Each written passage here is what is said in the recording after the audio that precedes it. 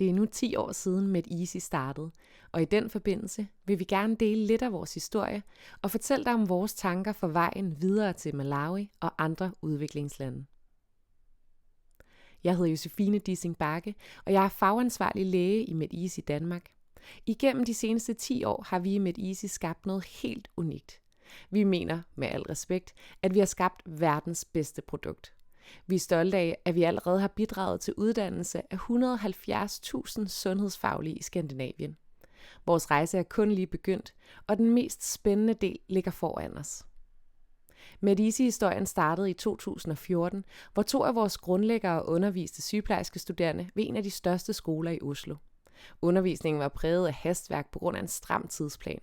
Og når de studerende tvinges til at lære om kroppen i fast forward, så siger det sig selv, at den viden bliver svær at forstå.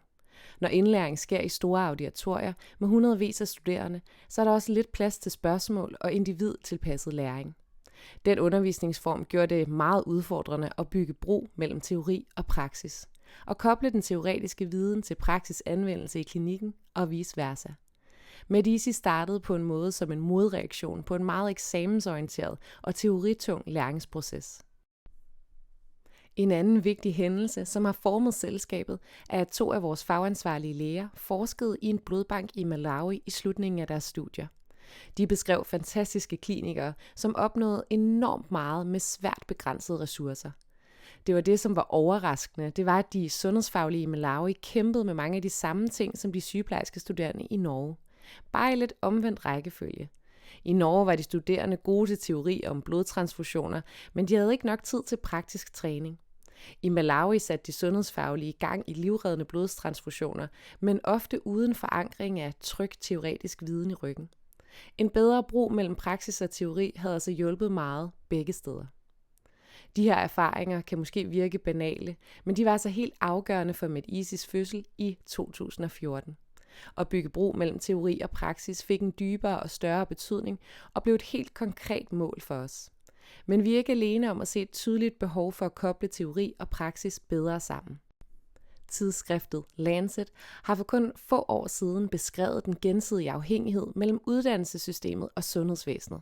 Forfatterne pegede samtidig med bekymring på, at der var sket en teknologisk revolution i sundhedsvæsenet over flere årtier, men at uddannelsessystemet ikke helt havde klaret at følge med. Og det ønskede vi altså at gøre noget ved. Vi vil bidrage til at styrke patientsikkerhed og redde flere liv ved at forbedre grunduddannelsen. Men for at komme fra teori til praksis, så var der altså et stort arbejde foran os. Vi bestemte os tidligt for, at vi aldrig skulle gå på kompromis med faglig eller pædagogisk kvalitet. Det løfte har vi holdt hver eneste dag, siden vi startede. For at skabe et forståeligt og let tilgængeligt indhold for vores studerende, startede vi med forenkling og med humor. For læring skal være sjovt, for det skal fungere over tid. Og hver gang jokesene var dårlige, eller vi ikke forenklede nok, så fik vi det at vide af vores dygtige og ærlige brugere. Der har været mange aha-oplevelser for alle involverede. I 10 år har vi produceret indhold på den her måde i tæt daglig dialog med studerende og sundhedsfaglige, og vi har fået over 1 million tilbagemeldinger og brugt dem aktivt hver eneste dag. Falder en video under 90 ud af 100 i score, så opdaterer vi den. Det er en lang proces, og det koster mange penge, når man ikke går på kompromis med kvalitet. Det ved vi nu, at det vi har lavet sammen med vores brugere, det gør altså en stor forskel herhjemme. Og vi tror, at effekten vil være lige så stor ude i den store verden. Før vi ser ud i verden, så lad os se på, hvad vi har nået her i Skandinavien de seneste 10 år. Vi har taget imod mere end 1,1 million tilbagemeldinger på vores videoer fra vores brugere. Alle de her bliver benyttet aktivt i forbedring af vores produkt.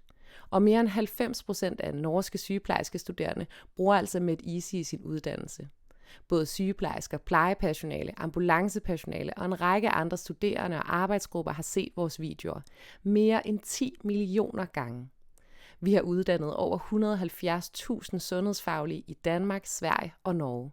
Og i de seneste år har meget af væksten været i erhvervsmarkedet, hvor MedEasy bruges som et kursus og internt oplæringsværktøj.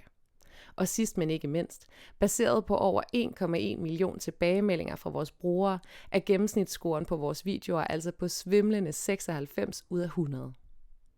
Og her står vi så i dag med et fantastisk produkt, som vores brugere elsker, og som er en fordelagtig drift. Det giver os nogle spændende muligheder for vejen videre. Nogle ting er helt sikkert. Vi ser, at vejen til Malawi og andre lande med betydeligt færre ressourcer forudsætter videre lønsom drift her i Skandinavien. Vores fagteam skal fortsætte med at videreudvikle og opdatere vores fantastiske produkt sammen med vores brugere. Der vil komme mere gamification, samtidig med at vi arbejder med at videreudvikle både skole- og erhvervsmarkedet herhjemme i Skandinavien. Men det allermest spændende er, hvad vi kan opnå globalt. Vi forestiller os at lave en endnu mere forenklet udgave af vores indhold rettet mod ufaglærte og sundhedsfaglige. De næste år starter processen, hvor vi vil tilpasse og teste det her indhold i engelsktalende markeder. Og selvom vejen til Malawi er vigtig og motiverende for os internt i MedEasy, og at der er mange flere udviklingslande, som har brug for vores hjælp, så skal vi altså gøre vores selskab globaliseringsklart, for vi kan nå det. Mere end 5 millioner årlige dødsfald på verdensbasis kan forebygges.